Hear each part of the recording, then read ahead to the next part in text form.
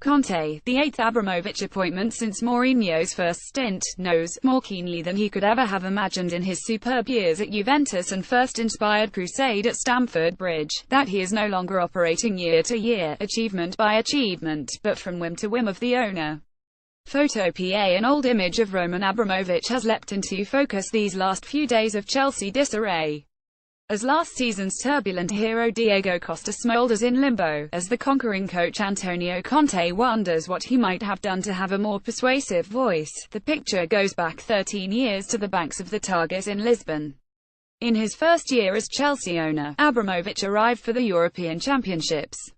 He looked down from his super yacht to the fleet of Mercedes he had ordered up to the jetty. Beside each one a liveried chauffeur waited to hear who was to be the next important football figure ferried into the presence of the oligarch who had decided to make the game his ultimate plaything.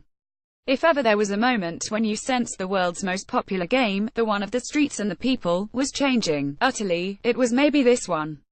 The most significant summons by Abramovich was to Jose Mourinho, who had just won his first Champions League title with Porto. Mourinho, despite winning 2 successive Premier League titles, would soon learn the folly of his declaration that he was both the director and the star of his own movie. He wasn't, of course. For all his charisma and talent and results, he was an extra.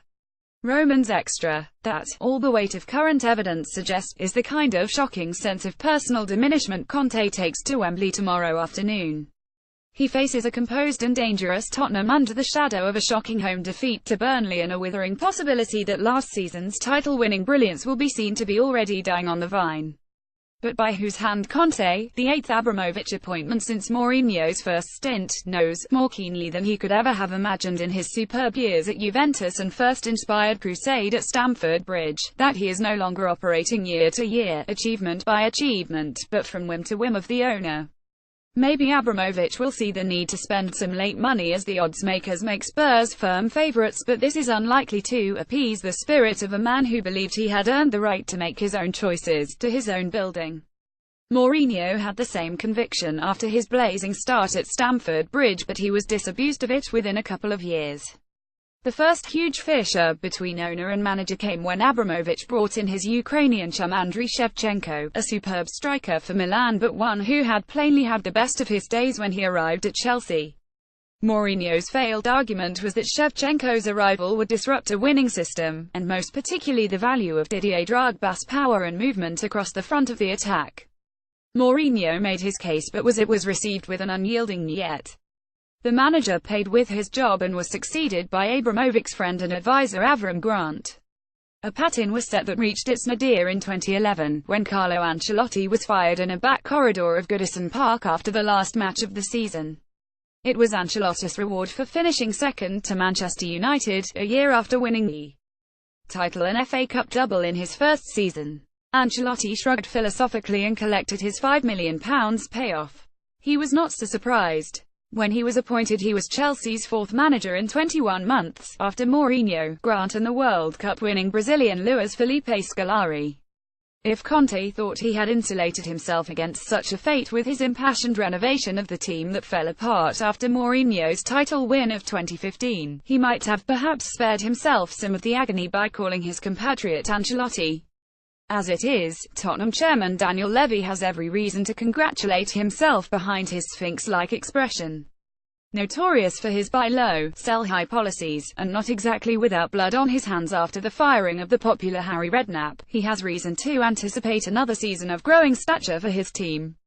With just one addition in the summer so far, and with fullback Danny Rose complaining about frugal wages in the wake of his teammate Kyle Walker's £50 million departure to Manchester City, Spurs have rarely looked more comfortable in the upper echelons of the English game, and with the Champions League on the horizon.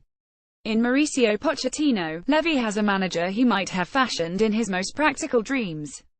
Tactically astute, good handler of the more fragile temperaments, his influence on the team, and especially the young players, has been consistently inspired.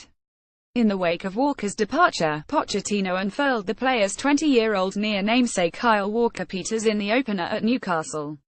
The result was a performance of fine control and maturity, one guaranteed to flash pound signs for the future in the eyes of a chairman for whom saleability is the bottom line of any assessment of a young player's potential. Pochettino, of course, has other priorities, and they received plenty of encouragement in the 20-win at Newcastle, a performance filled with so much of the assurance that carried Spurs to second place last season and enabled them to beat the champions at home and lose narrowly and contentiously at Stamford Bridge. Certainly, they appear to carry a marked edge into tomorrow's game. Harry Kane and Christian Eriksen bring power and creativity, and Dele Alli continues to display a competitive hauteur that makes Levy's bracketing of him with Neymar Jr. maybe, who knows, only a temporary madness. In the case of Roman Abramovich, the condition seems unlikely to wane. So far it has brought 5 Premier League titles and a Champions League win.